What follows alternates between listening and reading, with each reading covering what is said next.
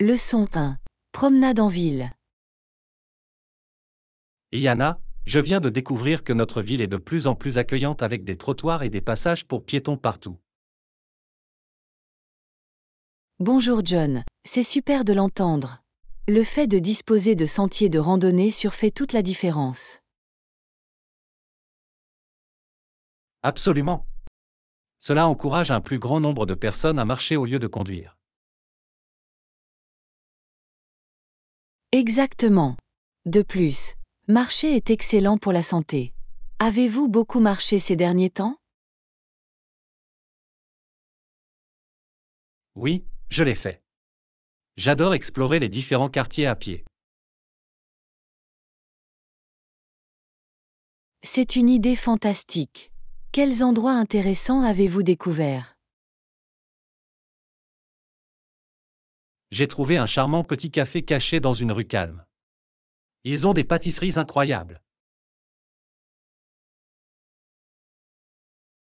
Oh, j'adore les pâtisseries. Quel type avez-vous essayé? J'ai mangé un scone aux myrtilles qui était tout simplement délicieux. Il se mariait parfaitement avec mon café. Ça a l'air délicieux.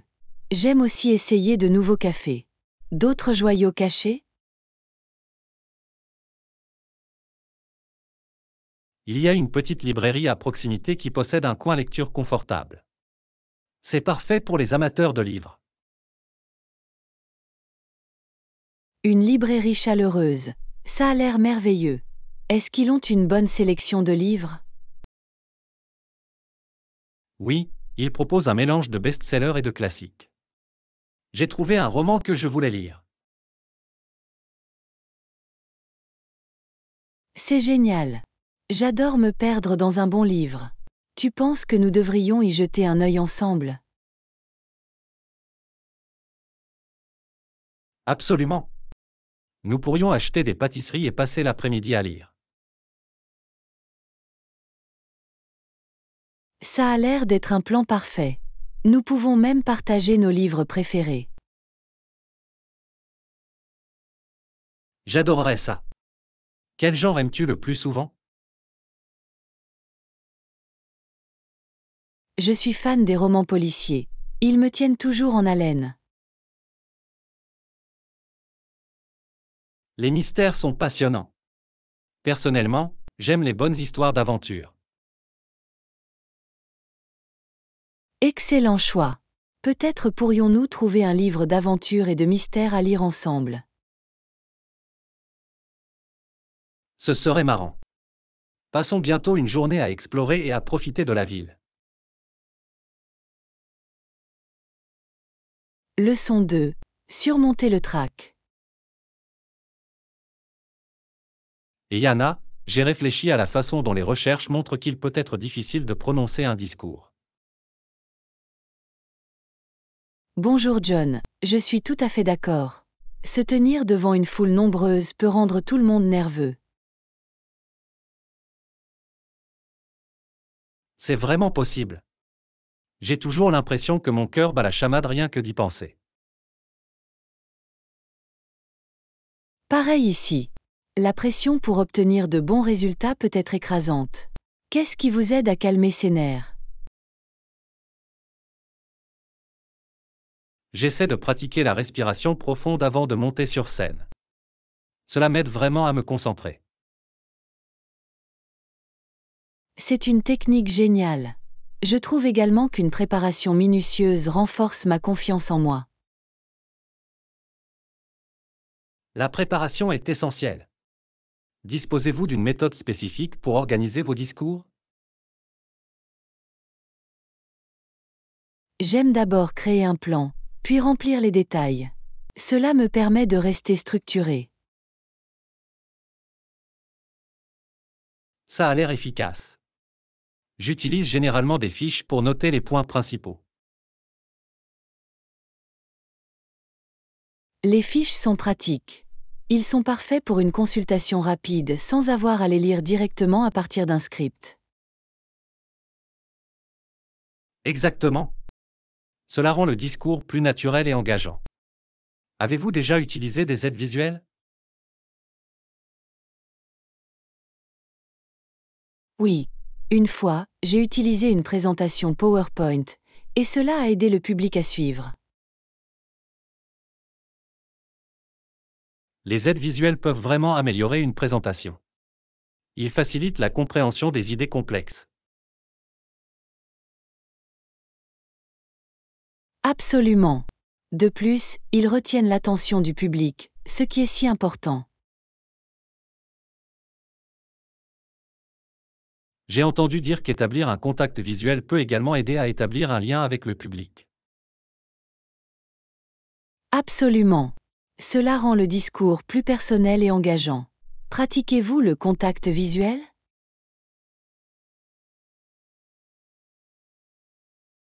J'essaie, mais cela peut être difficile quand je suis nerveuse. Je finis par regarder mes notes. C'est compréhensible. Peut-être pourrais-tu t'entraîner avec des amis avant ton prochain discours?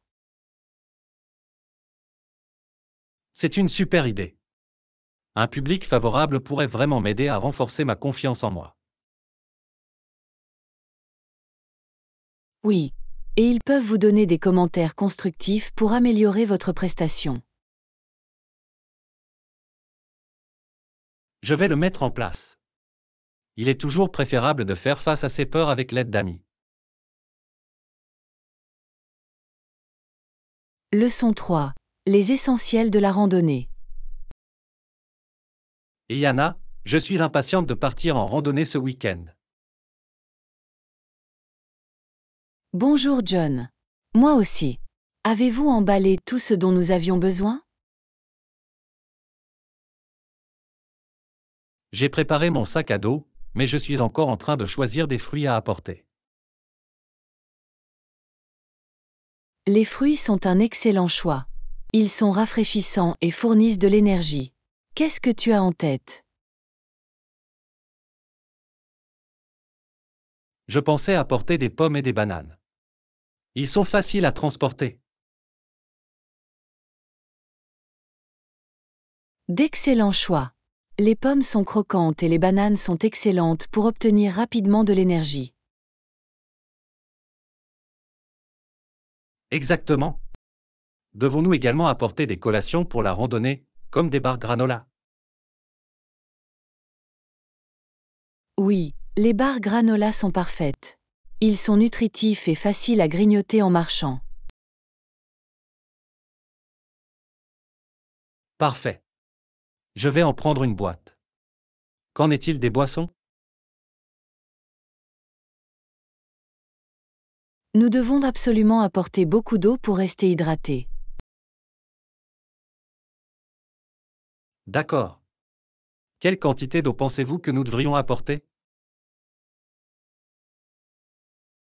Je vise généralement environ 2 litres par personne pour une randonnée d'une journée.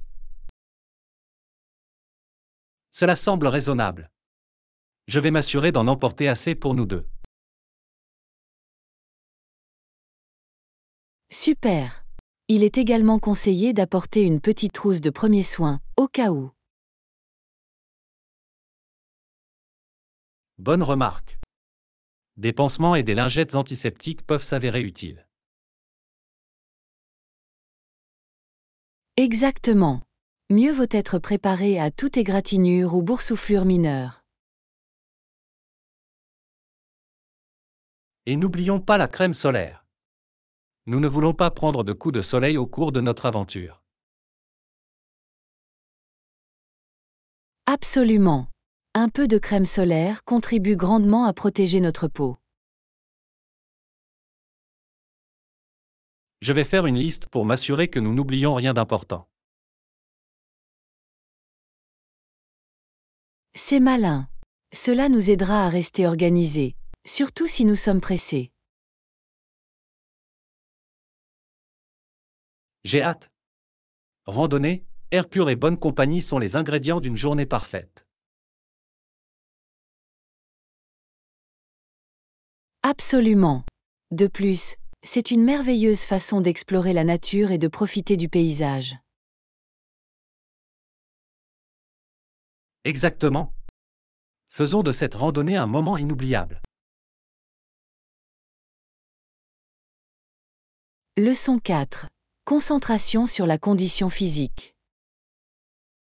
Et Yana, je me suis beaucoup concentré sur l'haltérophilie récemment. Bonjour John. Ça a l'air intéressant. Quels exercices avez-vous pratiqués? Je me concentre principalement sur les squats et les soulevés de terre. Ils sont parfaits pour renforcer la force. Ce sont d'excellents choix. Les squats sont fantastiques pour les jambes et les fessiers. Exactement. Et les soulevés de terre font travailler tellement de muscles à la fois que c'est gratifiant. Je peux l'imaginer. Avez-vous remarqué des changements dans votre force? Absolument. Je peux soulever des poids plus lourds qu'il y a quelques mois. C'est incroyable. Qu'est-ce que tu préfères dans l'haltérophilie? J'adore le sentiment d'accomplissement après un entraînement difficile. Ça me motive. Je comprends ce sentiment. Vous êtes-vous fixé des objectifs spécifiques? Oui. J'ai pour objectif d'augmenter mon poids en squat de 10 livres ce mois-ci. C'est un objectif solide. Comment comptez-vous y parvenir? J'incorpore plus de jours de repos et je me concentre sur ma forme. Une approche intelligente. Une bonne forme est cruciale pour prévenir les blessures. Absolument. J'ai appris qu'il est plus important de rester en forme que de soulever des objets lourds. C'est vrai. Suivez-vous un programme d'entraînement spécifique? Oui, j'utilise un programme qui comprend un mélange de musculation et de cardio. Cela semble équilibré. Le cardio est également essentiel à la forme physique en général. Bien sûr. Cela m'aide à gagner en endurance et à garder mon cœur en bonne santé. Vous aimez certaines activités cardiovasculaires en particulier? J'aime courir, surtout à l'extérieur. C'est rafraîchissant et ça m'éclaircit l'esprit. Courir, c'est fantastique. Écoutez-vous de la musique ou des podcasts pendant que vous courez? D'habitude, j'écoute de la musique. Cela me donne de l'énergie et me motive. Excellent choix. La musique peut vraiment donner le rythme d'un bon entraînement. Exactement. Qu'en est-il de vous? Quelle est votre façon préférée de rester actif? J'aime le yoga. Il favorise la flexibilité et la relaxation après une longue journée. C'est merveilleux. Le yoga est excellent pour la récupération, en particulier pour l'haltérophilie. Oui, il complète parfaitement la musculation. Nous devrions essayer une séance d'entraînement ensemble un de ces jours. J'adorerais ça. Mélanger nos routines pourrait être amusant et bénéfique pour nous deux. Leçon 5. Éliminer les obstacles dans le sport. Et Yana, je lisais un article sur Bev Didrikson et son impact sur les femmes dans le sport. Bonjour John. Elle a été une véritable pionnière. Saviez-vous qu'elle excellait dans de nombreux sports? Oui. Elle était non seulement une excellente golfeuse, mais aussi une athlète hors pair en athlétisme. C'est impressionnant. La façon dont elle a brisé les attitudes conventionnelles à l'égard des femmes dans le sport est remarquable. Exactement. Son succès dans les années 1930 a remis en question les normes de la culture nord-américaine. C'est fascinant de voir comment elle a ouvert la voie aux futures athlètes féminines. Pensez-vous que les attitudes ont changé depuis? Absolument. La participation des femmes au sport a considérablement augmenté, mais des défis subsistent. C'est vrai. Alors que de plus en plus de femmes participent à des compétitions, il y a toujours un combat pour une reconnaissance et un soutien égaux. C'est vrai. Par exemple, l'écart salarial dans le sport professionnel reste un problème important. Oui, il est décevant de constater qu'aujourd'hui encore, les athlètes féminines gagnent souvent moins que leurs homologues masculins.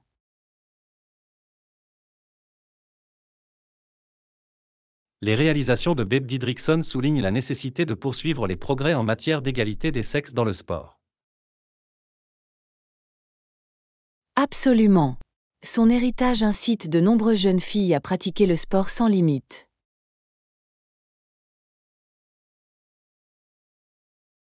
Je suis d'accord. Des modèles comme elles sont essentiels pour encourager la prochaine génération.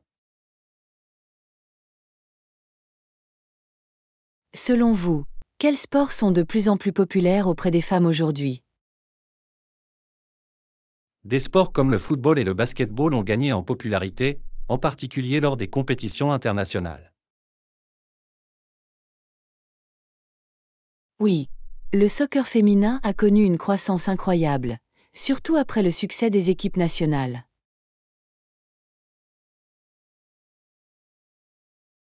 De plus, la visibilité des athlètes féminines dans les médias s'est accrue, ce qui contribue à susciter une plus grande participation. Absolument.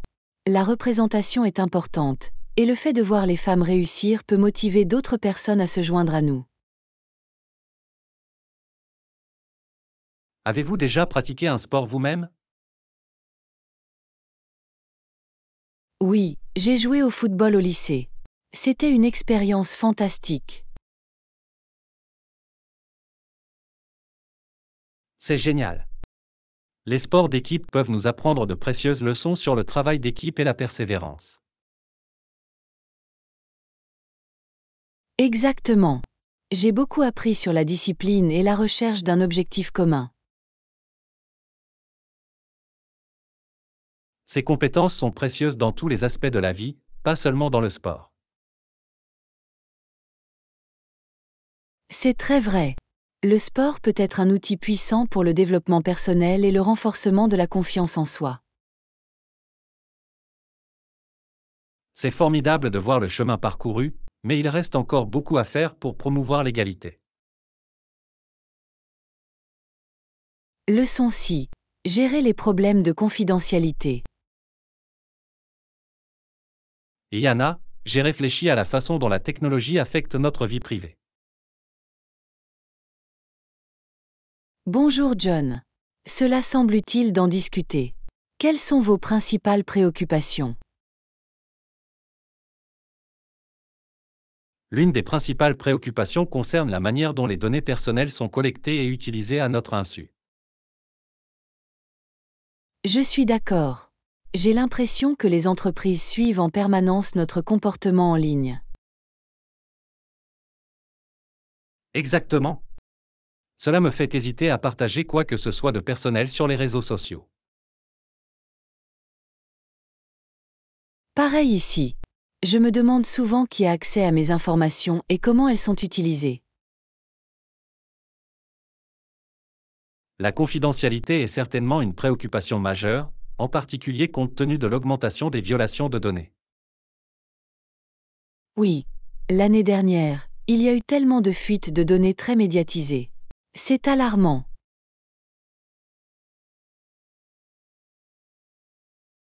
C'est vraiment le cas. Avez-vous pris des mesures pour protéger votre vie privée en ligne? J'ai commencé à utiliser l'authentification à 2 facteurs pour mes comptes. Cela ajoute une couche de sécurité supplémentaire. C'est une bonne idée. J'essaie également d'utiliser des mots de passe forts et uniques pour différents sites. Bonne idée. Les gestionnaires de mots de passe peuvent vous aider à y parvenir. Vous n'avez donc pas à les mémoriser tous. J'ai pensé à en utiliser un. Cela semble pratique, surtout avec autant de comptes de nos jours.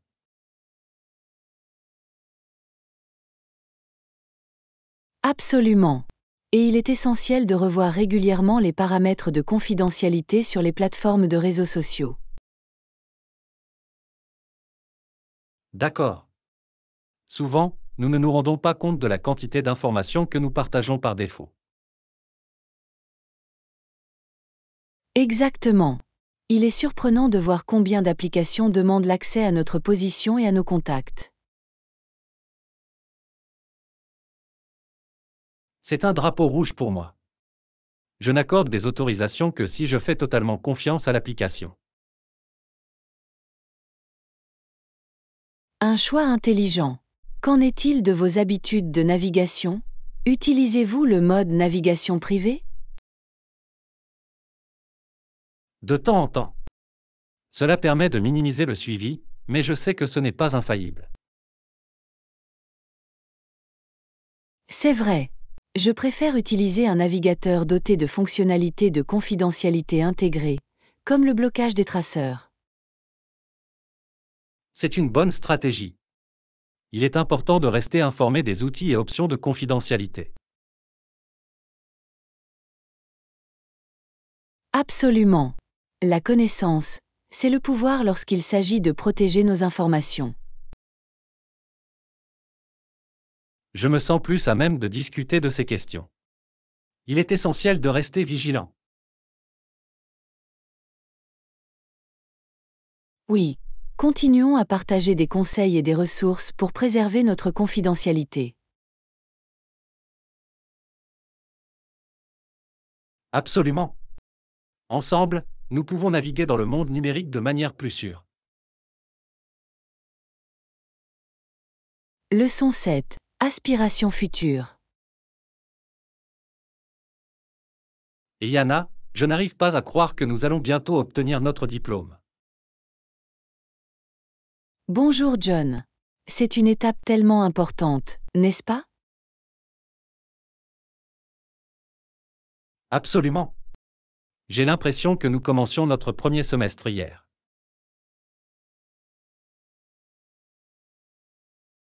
Le temps passe vraiment vite.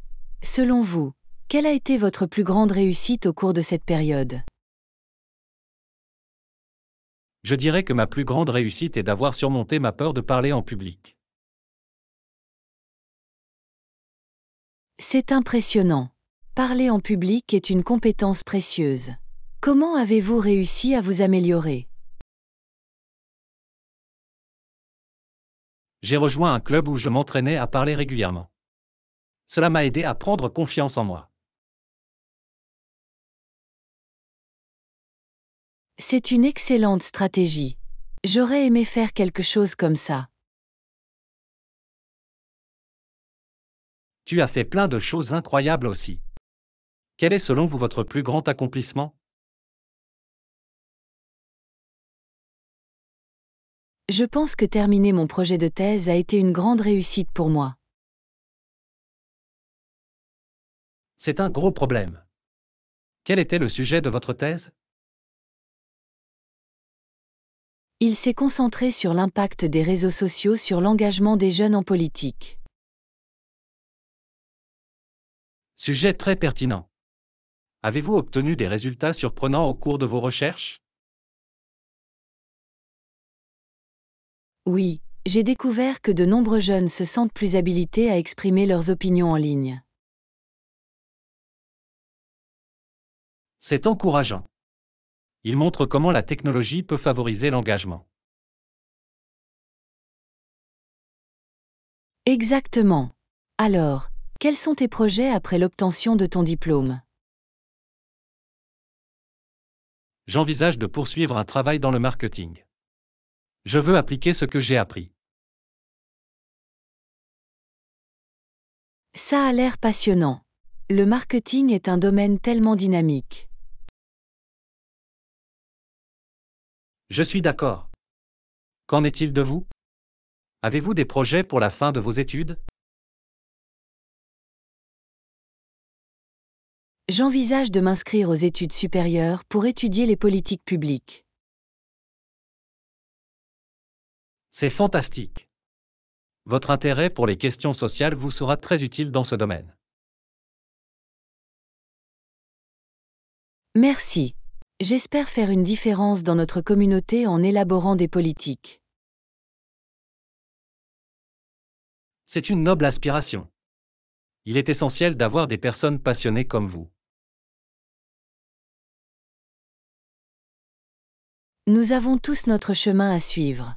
Je suis sûre que nous aurons tous les deux un avenir prospère. Absolument. Continuons à nous soutenir les uns les autres alors que nous entamons ces nouveaux voyages. Leçon 8. Le pouvoir des petits objectifs. Et Yana, j'ai réfléchi à la façon dont le fait de me fixer de petits objectifs m'aide vraiment à rester motivé. Bonjour John. Ça a l'air intéressant. Comment vous y prenez-vous pour fixer ces objectifs? Je divise généralement les tâches les plus importantes en parties plus petites et gérables. C'est moins accablant. C'est une approche intelligente. Avez-vous des exemples de petits objectifs que vous vous êtes fixés récemment? Oui. J'avais l'intention de lire un chapitre d'un livre par semaine, et je m'y suis tenu. C'est super. Vous récompenser après avoir atteint ces objectifs doit être satisfaisant. Exactement. Je m'offre un bon café ou un petit dessert après avoir terminé un chapitre. Quelle belle façon de célébrer tes progrès. J'aime bien l'idée de me récompenser moi-même. Cela rend l'ensemble du processus agréable. Quel type d'objectif vous fixez-vous habituellement? Je me concentre souvent sur les objectifs de mise en forme. Par exemple, j'essaie de faire de l'exercice 3 fois par semaine. Sympa. C'est un objectif sain. Comment vous responsabilisez-vous? Je tiens un journal d'entraînement pour suivre mes progrès. L'écrire m'aide à rester engagé. C'est une excellente stratégie. Vous récompensez-vous également lorsque vous atteignez vos objectifs de mise en forme? Oui. Après avoir terminé un mois d'entraînement, je m'offre un nouvel équipement d'entraînement.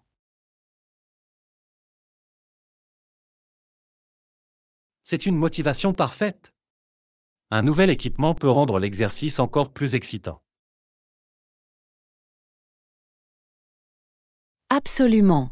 De plus, c'est une bonne façon de rafraîchir ma motivation quand elle commence à décliner. Je comprends parfaitement. Parfois, un petit changement peut raviver notre enthousiasme. Exactement. Avez-vous pensé à de nouveaux petits objectifs pour le mois à venir? J'envisage d'apprendre une nouvelle recette chaque semaine. Cuisiner peut être tellement gratifiant. Ça a l'air délicieux. Quel genre de recette aimeriez-vous essayer? Je souhaite explorer différentes cuisines, en commençant par les plats italiens. Miam. La cuisine italienne est incroyable. Vous avez un plat en particulier en tête? J'adorerais essayer de faire des pâtes maison. Cela semble difficile mais amusant. C'est ambitieux. Je suis sûre que vous apprécierez le processus. La cuisine peut être très thérapeutique. C'est vraiment possible. Je trouve relaxant de me concentrer sur la création de quelque chose de délicieux. De plus, vous pourrez profiter des fruits de votre travail par la suite. Exactement. Partager un repas avec des amis, c'est encore mieux. C'est tellement vrai. La nourriture rapproche les gens et la cuisine est un excellent moyen de créer des liens. Organisons bientôt une soirée cuisine. Nous pouvons nous fixer comme objectif d'apprendre un nouveau plat ensemble. Leçon 9. Comprendre les réservations. Et Yana, je lisais un article sur les réserves amérindiennes et leur impact sur les modes de vie traditionnels. Bonjour John. C'est un sujet fascinant. Qu'avez-vous appris au sujet des réservations?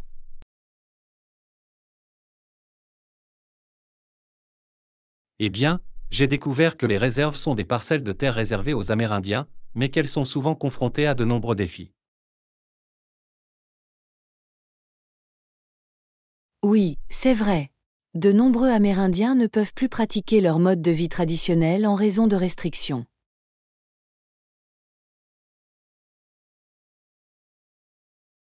Exactement. Il est triste de voir des cultures lutter pour préserver leur héritage à l'époque moderne.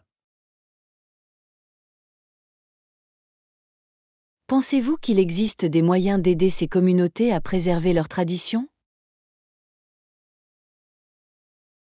C'est ce que je crois. L'un des moyens consiste à promouvoir la sensibilisation et l'éducation à leur histoire et à leur culture. Absolument. Comprendre leurs difficultés peut favoriser le respect et l'appréciation de leurs traditions.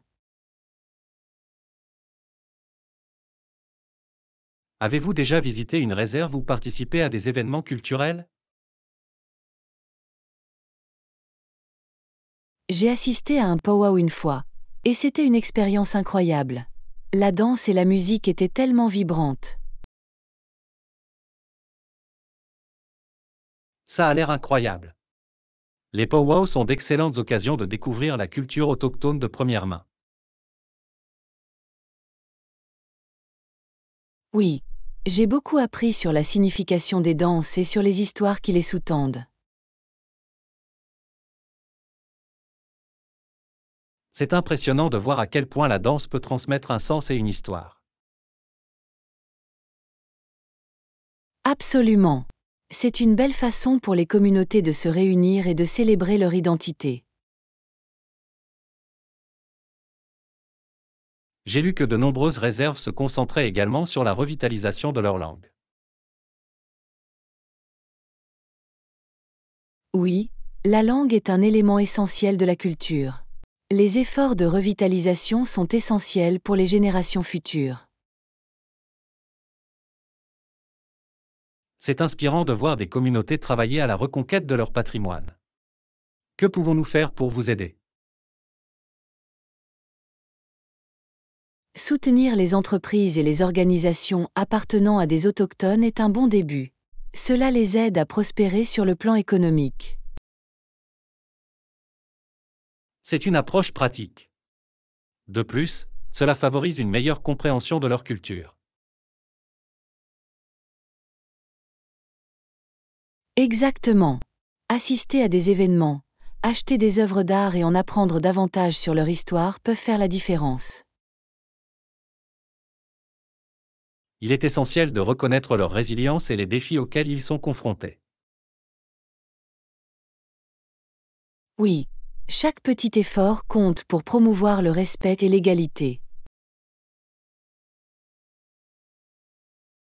J'espère que davantage de personnes prendront conscience de ces problèmes et agiront pour soutenir les communautés autochtones. Leçon 10. Objectif réalisable. Et Yana, j'ai réfléchi à la façon dont le fait de me fixer des objectifs réalisables m'aide vraiment à rester concentré. Bonjour John. C'est une excellente idée. Quel type d'objectif vous êtes-vous fixé récemment? J'ai commencé par des choses simples, comme faire de l'exercice 20 minutes par jour. Cela semble faisable. C'est un début fantastique. Comment ça s'est passé pour toi? Étonnamment bien.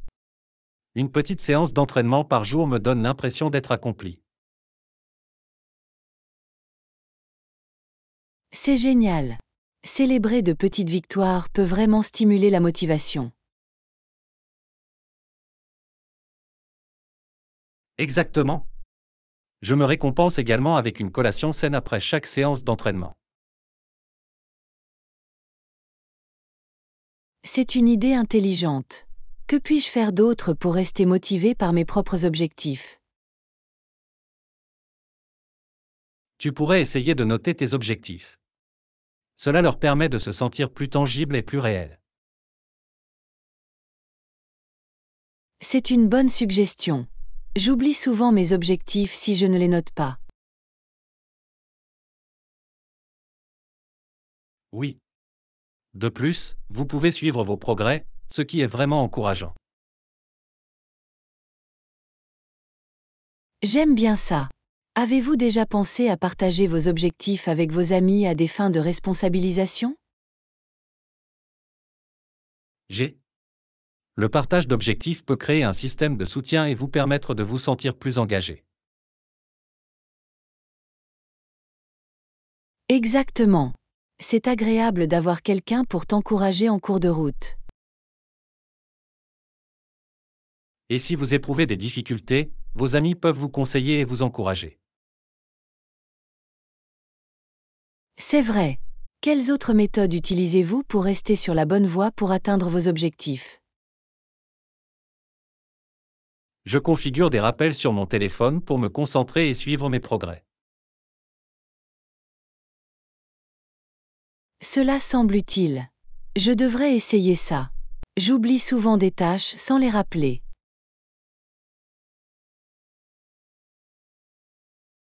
Cela change la donne. N'hésitez pas non plus à ajuster vos objectifs s'ils vous semblent trop accablants.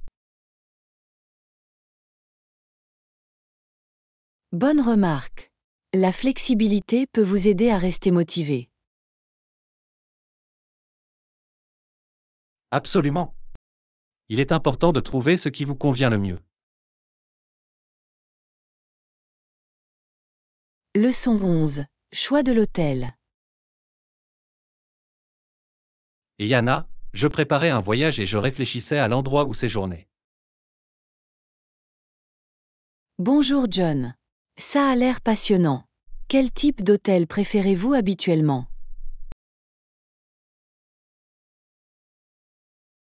Je préfère généralement séjourner dans des hôtels de milieu de gamme pour des raisons de commodité et de confort. C'est logique. Les hôtels de milieu de gamme offrent souvent un bon équilibre entre équipement et prix.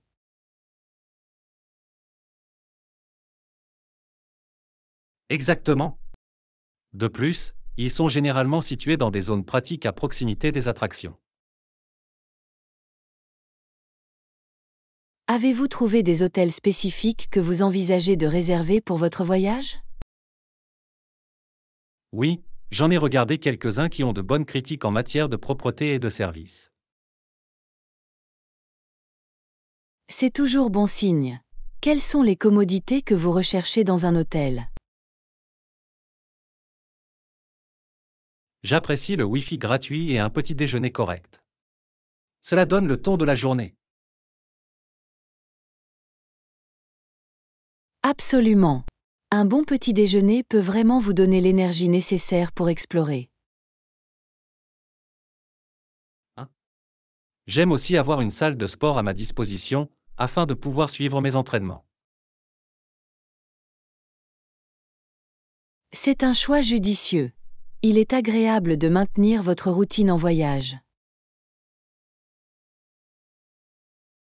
Exactement. Et parfois, il est rafraîchissant de faire une pause dans les visites touristiques et de se détendre. C'est vrai. Avez-vous déjà envisagé de séjourner dans des hôtels de charme pour vivre une expérience unique? Moi oui. Les hôtels de charme ont souvent un décor et un caractère intéressant qu'il est amusant d'explorer. De plus, vous pouvez souvent en apprendre davantage sur la culture locale grâce à leur conception et à leurs services. Oui. Il apporte une touche spéciale à votre séjour. Avez-vous une expérience hôtelière préférée? J'ai déjà séjourné dans un charmant bed and breakfast d'une ville côtière. L'accueil était exceptionnel. Ça a l'air charmant. Séjourner dans un endroit confortable comme celui-ci peut vous donner l'impression d'être chez vous loin de chez vous. Absolument. La touche personnalisée fait une grande différence dans l'expérience globale. Je suis d'accord. Qu'en est-il des hôtels économiques? Tu y séjournes parfois? De temps en temps, si je voyage avec un budget serré. Ils peuvent être assez basiques mais fonctionnels. C'est vrai. Parfois, vous avez juste besoin d'un endroit propre pour dormir et rien de plus. Exactement. Il s'agit de prioriser ce qui est important pour chaque voyage. Bien dit. En fin de compte, cela dépend du but du voyage et de vos préférences personnelles. Absolument. Je suis curieuse de connaître vos aventures de voyage à votre retour. Bien sûr. Je partagerai tous les détails, y compris l'expérience de l'hôtel. Leçon 12. Aventure culinaire. Et Yana, j'ai prévu de faire du pain ce week-end, et je suis tellement excité. Bonjour John. Ça a l'air d'être un projet amusant. Quel type de pain faites-vous?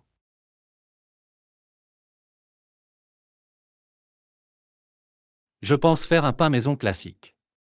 Nous aurons également besoin de farine, de levure, d'huile d'olive et de sel pour la pâte. Excellent choix. Le pain frais est toujours un succès. Vous avez une recette précise en tête? Oui, j'ai trouvé une recette simple en ligne qui semble facile à suivre. Avez-vous déjà fait du pain?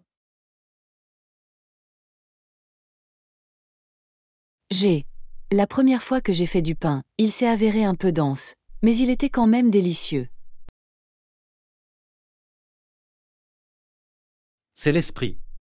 Même si ce n'est pas parfait, l'effort en vaut la peine. Exactement. De plus, l'odeur de la cuisson du pain emplit la maison de chaleur. Absolument. J'ai hâte de profiter de cet arôme. Avez-vous des conseils à donner à un boulanger débutant? Une astuce est de vous assurer que l'eau pour la levure est à la bonne température, car trop chaude peut la tuer. C'est un point crucial. Je n'y aurais jamais pensé. De plus, ne précipitez pas l'heure de lever. La patience est la clé d'un pain moelleux. C'est bon à savoir. Je vais m'assurer de lui laisser suffisamment de temps pour qu'il se lève. Que servez-vous avec le pain une fois cuit? Je prévois de faire une délicieuse trempette à l'huile d'olive aux herbes. Il complète parfaitement le pain frais. Ça a l'air délicieux. J'adore tremper le pain dans de l'huile d'olive aromatisée. Moi aussi. Cela ajoute une touche si agréable. Y a-t-il d'autres garnitures que vous recommanderiez? Vous pouvez essayer du beurre à l'ail ou même un mélange de vinaigre balsamique et d'huile pour une saveur acidulée. Ça a l'air incroyable. Je vais devoir expérimenter différentes saveurs. Absolument. La pâtisserie est une question de créativité. Vous pouvez essayer d'ajouter des herbes ou même du fromage à la pâte. C'est une idée fantastique. Je pourrais faire un pain infusé aux herbes pour plus de saveur. Leçon 13. Budgétisation des voyages. Et Yana, j'ai planifié mon voyage et j'ai essayé de déterminer mon budget. Bonjour John. C'est passionnant. Avez-vous une estimation approximative de la quantité dont vous aurez besoin? J'estime qu'il y a environ $3000 pour l'ensemble du voyage. Cela semble raisonnable. Qu'est-ce que cela va couvrir pour vous? Il devrait couvrir les vols, l'hébergement, la nourriture et certaines activités. Avez-vous déjà étudié les vols? Leur prix peut vraiment varier. Oui, j'ai trouvé quelques offres, mais j'attends de voir si les prix baissent encore. C'est une décision intelligente. La flexibilité peut vous faire économiser beaucoup d'argent sur les vols. Exactement. J'envisage également de séjourner dans des auberges pour économiser sur l'hébergement. C'est une super idée. Les auberges peuvent également être un moyen amusant de rencontrer d'autres voyageurs. De plus, je peux utiliser l'argent supplémentaire pour des expériences au lieu de me contenter de m'héberger. Quel genre d'expérience espérez-vous vivre pendant votre voyage?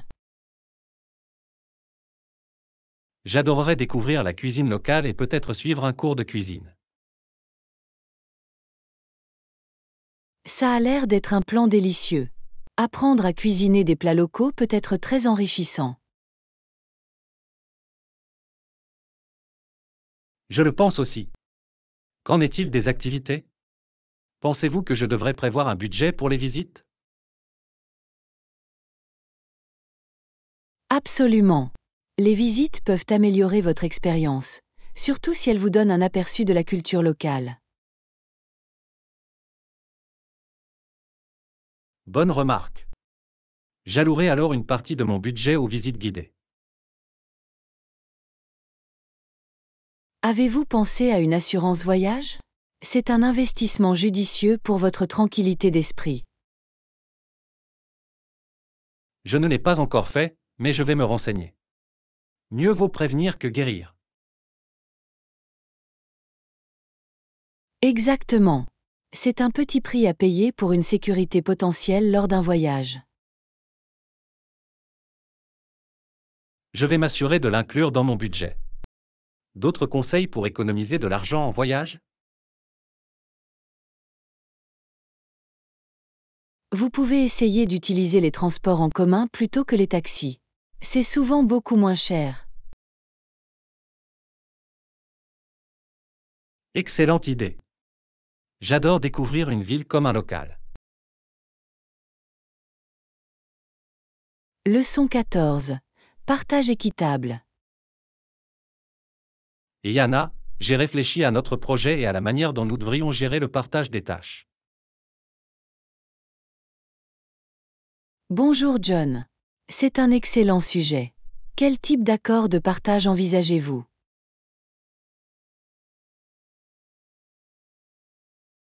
Je pense qu'une division des tâches en fonction des points forts de chacun semble juste. Je suis d'accord. De cette façon, nous pouvons maximiser notre efficacité et tirer le meilleur parti de nos compétences. Exactement. Par exemple, Je suis doué pour la recherche, donc je pourrais m'occuper de cette partie. Parfait. Et j'aime écrire, ce qui me permet de rédiger le rapport une fois que nous aurons toutes les informations. Ça a l'air d'être un bon plan. Qu'en est-il de la présentation? Qui devrait s'en charger?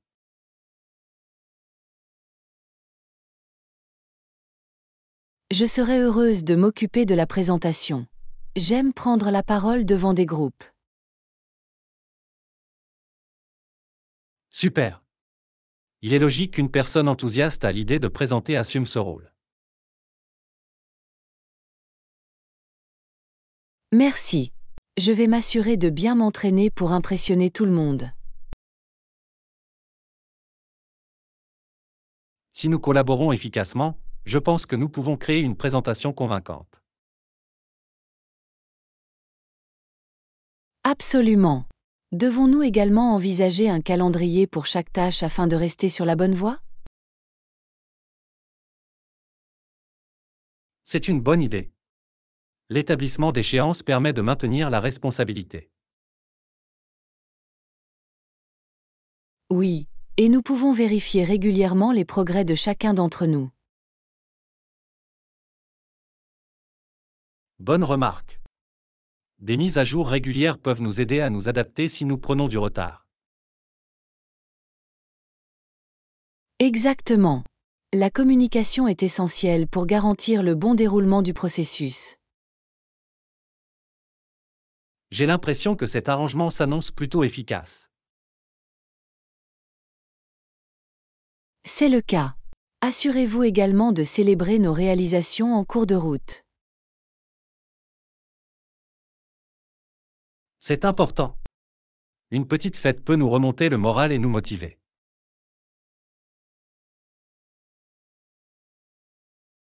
C'est vrai. Peut-être pourrions-nous avoir une petite gâterie après avoir franchi chaque étape importante. J'adore cette idée. Cela nous donne de quoi nous réjouir au fur et à mesure que nous travaillons. Absolument. De plus, c'est une façon amusante de souligner le dur labeur que nous avons accompli ensemble. Je suis content que nous soyons sur la même longueur d'onde à propos de cet arrangement. Cela semble juste et équilibré.